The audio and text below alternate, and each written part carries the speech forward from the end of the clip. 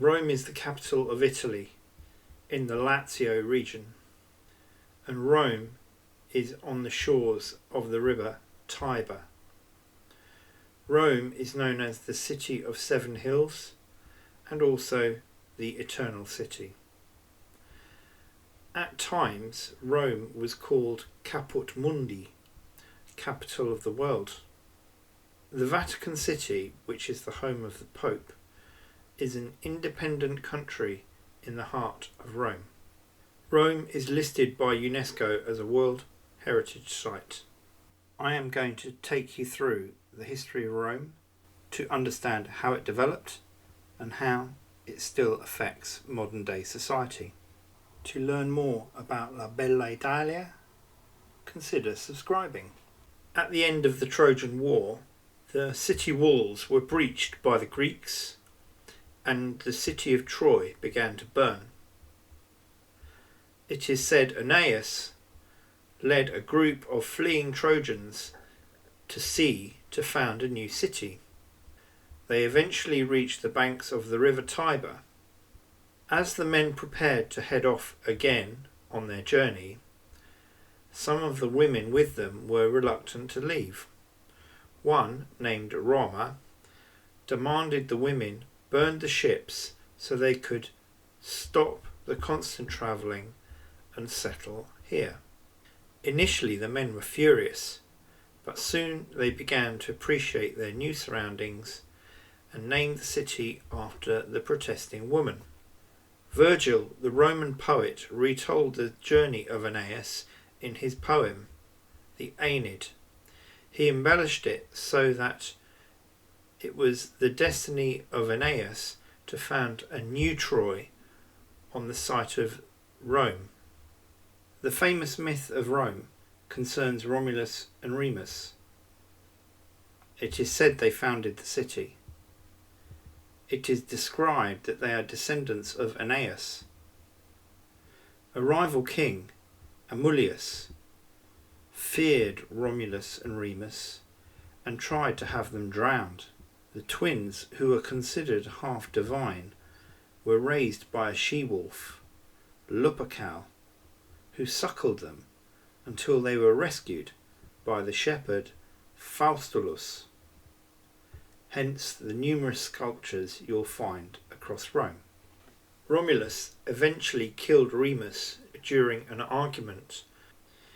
He reigned for many years as its first king. All men were welcome, free men and slaves. Consequently, Rome was suffering from a shortage of women.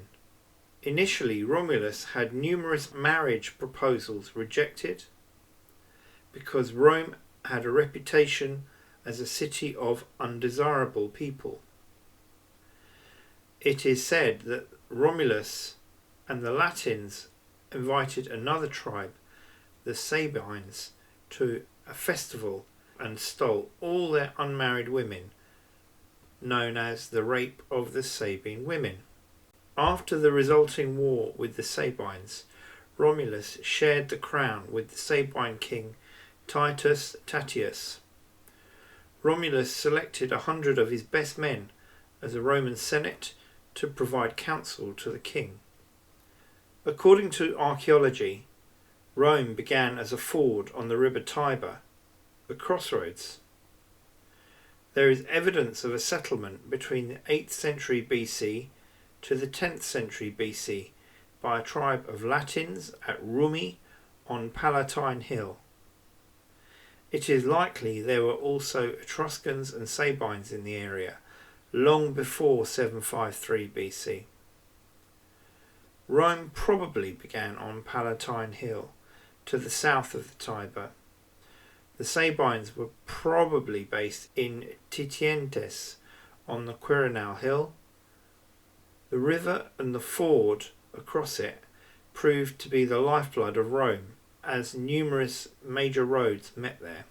Strabo, the philosopher and scholar, claims that Rome was originally an Arcadian colony, which was Greek, founded by Evander long before the Trojan War. Interestingly, Evander also appears in the Aeneid by Virgil as an ally of Aeneas in his battle with Turnus. The Etruscans dominated Italy after 650 BC.